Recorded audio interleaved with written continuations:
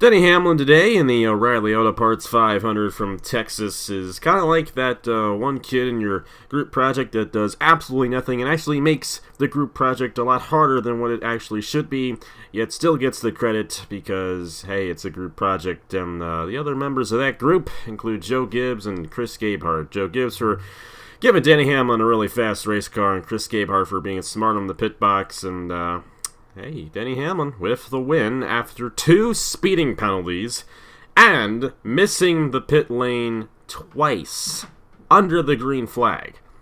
That is only possible in a 500-mile race, and that's why I kind of like this race to be 500 miles, and I think it was one of the better Texas races we have seen, at least since they reconfigured the racetrack, which is probably one of the worst configurations in all of history, but obviously most of you understand that. I shouldn't have to go into that with any more detail, but it was still very refreshing to see all the faces we saw up front in this race, and I can thank the new package for giving us this. And the one good thing about this new package that I think we can all agree on is that it gives us a little bit more parity than what we saw last year. I mean, take a look at the top 5. You have Denny Hamlin winning the race, and Denny Hamlin winning an intermediate race isn't that frequent, actually. He doesn't win these mile-and-a-halves too often, so that's a bit of a sight to behold right there. You have Clint Bowyer finishing second after all the complaining he did, and rightfully so with qualifying. Daniel Suarez, I believe, with his career-best finish, I would imagine, in number 41. Eric Jones, who went spinning on lap 15, and Jimmy Johnson still causing some snowstorms out there, because that is the first top 5 I believe he has gotten since the Coke 600 last year.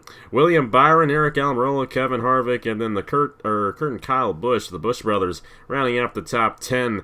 But just think of if this race did not have Kyle Busch running into the wall and had that caution actually come out when Kyle Busch did hit the wall. He ended up a couple laps down. We could have ended up with a completely different winner, but either way, what I really like about this package so far is that it is and has given us a lot of parity in these races. Happened in Atlanta and happened here at Texas as well, and this race is probably one of the best races under this package so far.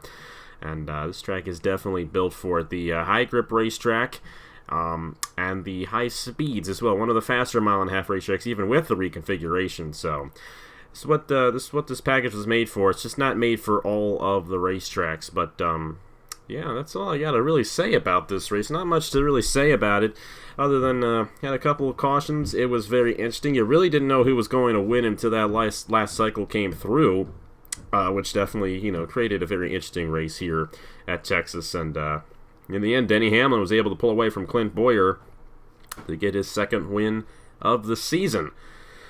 Now, Jimmy Johnson actually put together a very good race in the number 48, and that's something we haven't seen too much of, and William Byron was up there as well. Hendrick actually showed speed in this race, which I kind of find a little interesting, and I kind of find, some enjoyment out of that. I'm, partially a Hendrick fan, so I kind of like those guys at Hendrick, and it's good to see them running pretty well, and, that's a good sight to see for this season, and I think this season we might see a few more winners because of this, because what we saw at Texas, and even though the Penske guys and Kyle Busch all had issues in this race, still, all these guys running up front, nonetheless, Suarez was running in the top 5 a majority of this race, even when Kyle Busch was running up front.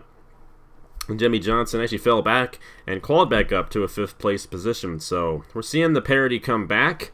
I'm liking that, and I think that was one of the main reasons why they went with this package this year. So yeah, that's all I got to say. Not too much substance to this episode. I do apologize about that. But Denny Hamlin gets the win after 2 pit road speeding penalties and missing the pit road twice. So Denny Hamlin definitely deserved to win today because he had the best car.